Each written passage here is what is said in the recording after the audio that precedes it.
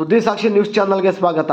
ಕೋಟ್ಯಾಂತರ ಮಂದಿ ಹಿಂದೂಗಳ ಪರಮ ಪವಿತ್ರ ಹಾಗೂ ಶ್ರದ್ಧಾ ಕೇಂದ್ರವಾದ ತಿರುಪತಿ ತಿರುಮಲ ದೇವಸ್ಥಾನದಲ್ಲಿ ಶ್ರೀ ವೆಂಕಟೇಶ್ವರ ಸ್ವಾಮಿ ಹೆಸರಿನಲ್ಲಿ ಭಕ್ತಾದಿಗಳಿಗೆ ನೀಡುವ ಪವಿತ್ರ ಪ್ರಸಾದ ಲಡ್ಡುವಿನ ತಯಾರಿಕೆಯಲ್ಲಿ ದನದ ಕೊಬ್ಬು ಹಾಗೂ ಇನ್ನಿತರೆ ಪ್ರಾಣಿಗಳ ಕೊಬ್ಬನ್ನು ಜಗನ್ ಆಡಳಿತದಲ್ಲಿ ಬಳಸಲಾಗುತ್ತಿತ್ತು ಎಂದು ಸ್ವತಃ ಆಂಧ್ರ ಪ್ರದೇಶದ ಮುಖ್ಯಮಂತ್ರಿ ಚಂದ್ರಬಾಬು ನಾಯ್ಡು ಮಾಧ್ಯಮಗಳ ಮುಂದೆ ಬಹಿರಂಗಪಡಿಸುತ್ತಿದ್ದಂತೆ ದೇಶಾದ್ಯಂತ ಕೋಟ್ಯಾಂತರ ಮಂದಿ ಹಿಂದೂಗಳ ಆಕ್ರೋಶ ಆಂಧ್ರ ಪ್ರದೇಶದ ಮಾಜಿ ಮುಖ್ಯಮಂತ್ರಿ ಜಗನ್ ರೆಡ್ಡಿ ವಿರುದ್ಧ ಸ್ಫೋಟಗೊಂಡಿದೆ.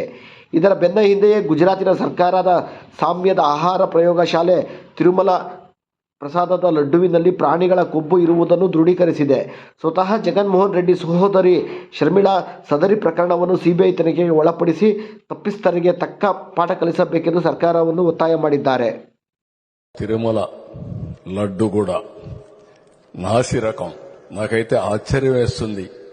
ఎన్ని కంప్లైంట్ చేసినా కడాన వెంకటేశ్వర స్వామి పవిత్రతను దెబ్బతీశారు.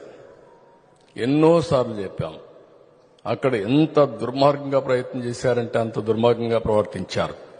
కడాన అన్న దానంలో క్వాలిటీ ఆఫ్ ఫుడ్ లేకుండా చేశారు. దేవుని దగ్గర పెట్టే ప్రసాదం అపవిత్రం చేసే విధంగా ఓసారి బాధేస్తుంది.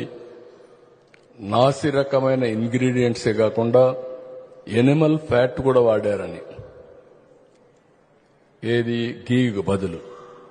ఈరోజు స్వచ్ఛమైన గీదెమన్నాం, ప్రక్షాళన చేయమన్నాం. నాణ్యత పెరిగింది, ఇంకా కూడా నాణ్యత పెంచుతాం.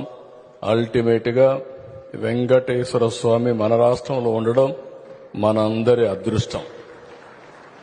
ప్రపంచం అంతా మన దగ్గరికి వచ్చే పరిస్థితికి వచ్చారు. అలాంటప్పుడు వెంకటేశ్వర స్వామి పవిత్రతను కాపాడుకోవాల్సిన బాధ్యత మనందరి పైన ఉంది. ఇది కూడా చేస్తామని చెప్పి కూడా నేను మీకు తెలియజేస్తున్నా.